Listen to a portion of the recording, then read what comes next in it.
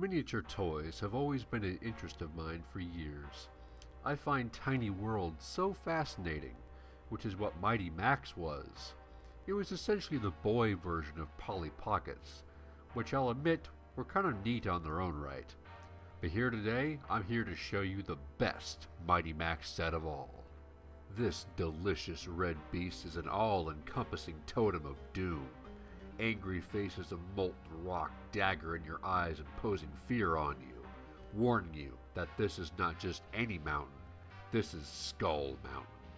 It's downright badass just by its external appearance. The 3 tower pinnacles hovering over the edges, the many staircases paving the way to an unknown passage that leads to God knows what, the bold MM logo dead front and center showing you that this indeed is a Mighty Max branded toy, and lastly, the daggered drawbridge that nestles a long rigid tongue, inviting you to just come on inside. We're only going to eat you. But this is all just the tip of the iceberg, because what comes next is truly what makes Skull Mountain truly amazing. Oh yeah, that shit is the fucking tits.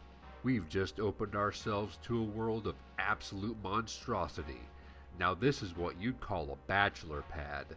There's only room for chaos and mayhem inside this den of evil. What truly is great about this is the minute details scattered all around the playset. Just under the tongue of the drawbridge is some snakes and a decapitated head. If you look closely, there's all sorts of gruesome imagery laid out and about. Skulls, cobwebs, bats, and countless other pieces of macabre. Take this little rock island for example. You can noticeably see the bright red snake and pairing of skulls, but just at the precise angle, you can notice a single hand grasping out, and a massive dead rat sitting at the front of the rock. It's the attention to detail in this playset that makes it so engrossing. I remember when I was a kid, half the time I wouldn't even be playing with it. I'd just stare at it, taking in the overall atmosphere. Bottom line, whoever designed this piece deserves a fucking medal. A great thing about Skull Mountain is everything has its place. The cannonball nestles in the little purple brick cylinder, the fireball lays in the catapult, the island lays between the bridges, the big mechanical green, thing sits either on the rock or up near the peak. But also the giant killer crab is perfectly placed at the entrance, ready to attack any intruder. This strange webby turtle sits across the other end. The 2-headed dragon straight out of The Legend of Zelda covers the back end. The mechanical hammerhead shark swims the moat.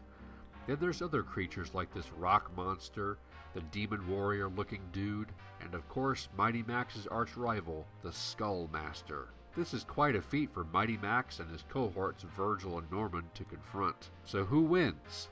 How does the adventure end up? Well, that's up to you, of course.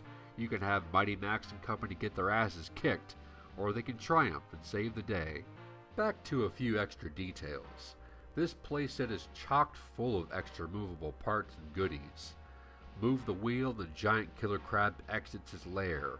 Lift the front of the playset and the axe chops down the cannonball.